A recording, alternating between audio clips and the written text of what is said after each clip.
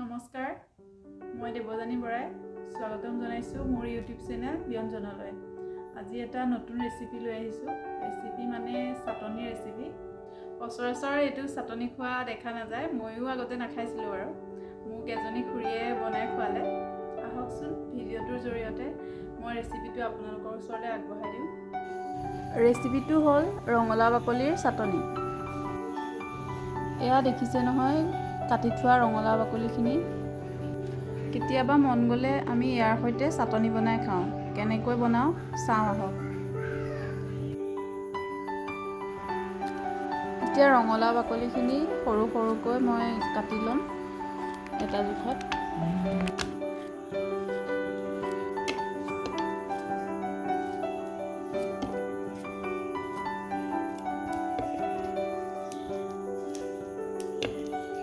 এয়া চাওক সৰু সৰুকৈ কাটি লোৱা হ'ল গোটেইখিনি এটা জোখত।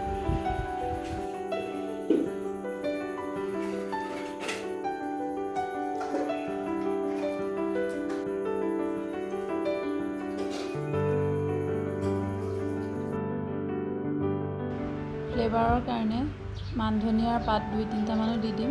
ঘৰৰ বাৰীতে যিহেতু আছে আৰু 2-3টামান পাত ছিঙি আনিম।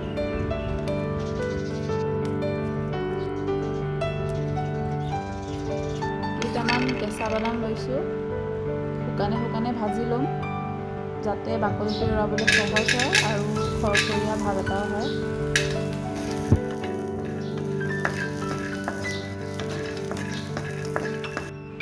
দেখিছেনে বাদামখিনি যে ফাটি ফাটি গৈছে, তাৰ মানে বাদামখিনি ভজা হৈ গৈছে।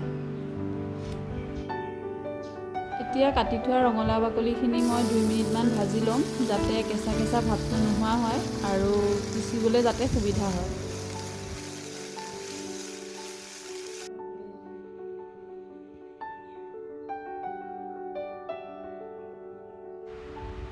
এয়া ভাজি থোৱা ৰঙালাও বাকলি, এয়া মান ধনিয়া আৰু এয়া বাকলি গুচাই থোৱা বাদামখিনি, এয়া 2 টুকুৰামান আদা, 4টা জলকীয়া লৈছোঁ আৰু কেইফুটামান নহৰু আৰু সোৱাদ অনুসৰি নিমখ, অলপ চাট মছলা লৈছোঁ।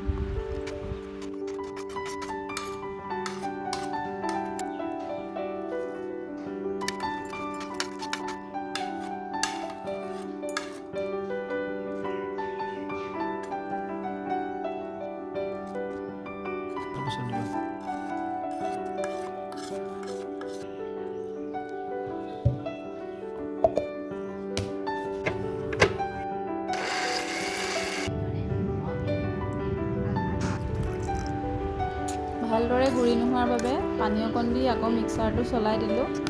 এয়া দেখিছেনে এইবাৰ ভালদৰে গুৰি হ'ল। এতিয়া চাট মছলা অকণ দি ভালদৰে মিহলাম।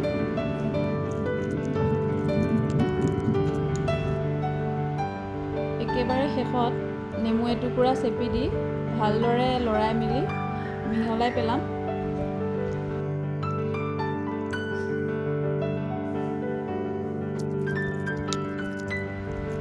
আৰু এয়া আমাৰ চাটনি খাবলৈ ৰেডি হৈ গ'ল।